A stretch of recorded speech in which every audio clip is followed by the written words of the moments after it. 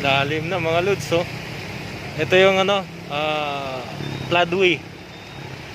Yan, sa floodway to. Ayan, yung ilog dito, malakas na, no? Floodway. Sa floodway. Yan.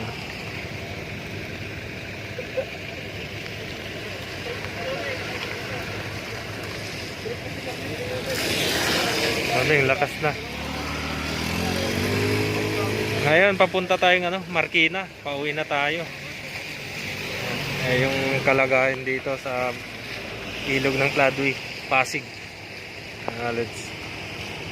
Ang mga tao, daming tao dito na tumitingin. Yan. Tayo galing tayong trabaho, pauwi na tayo. Grabe. Laki na pala talaga yung ilog dito. Yung tubig mataas na. Yan, patuloy pa tong tataas siguro kasi sa bukid baka malakas pa yung ulan. Yan, marami pa ring naano ng mga basura, mga kahoy, mga debris. Yung mga bahay sa paligid nabutan na mga lods. Kaya ngayon po uwi na tayo.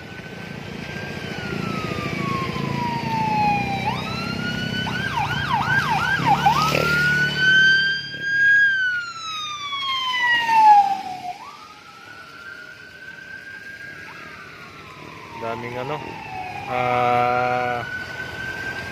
yan, dami pa rin naanod. Dami pa rin naanod ng mga basura. Ayan, mga basura, mga kahoy. Yan. Ibig sabihin lumalakas pa rin siya, no? Ito yung sa floodway. Dito tayo sa floodway, Pasig mga lods. Grabe.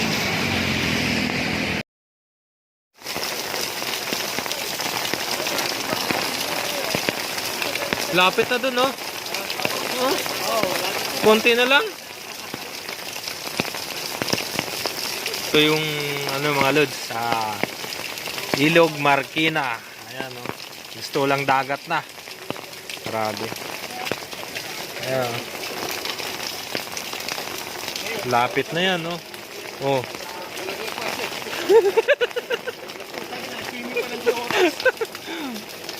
Ayan, no? Lapit na yan mga lods. Grabe, ano? Kaya hindi tayo pwedeng umalis. Ayan. Hindi tayo pwedeng umalis dito. Ayan, titignan natin dito. Okay. Ayan. At saka umulan pa. Grabe, oh. Sana mga lods, ito yung kuha natin. Nandito tayo sa Kalumpang. Ayan.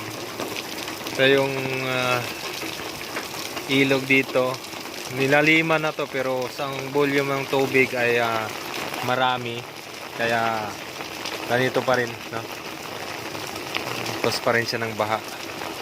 Gusto lang dagat sa laki ng ano. Grabe. Sana hindi na lalakas to, no? Sa taas. Ayan, oh. Ayan, oh. Ito yung gilid mga lods, oh. Ayan. Lapit na dun, oh. Malapit na. Kaya yung iba nagbabantay na dito, no? Nagbabantay para pagka umapaw, yun. Yung kuha natin sa Marikina.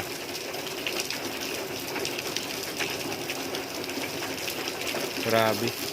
Lakas pa rin yung tubig. Lapit na, oh. Oh.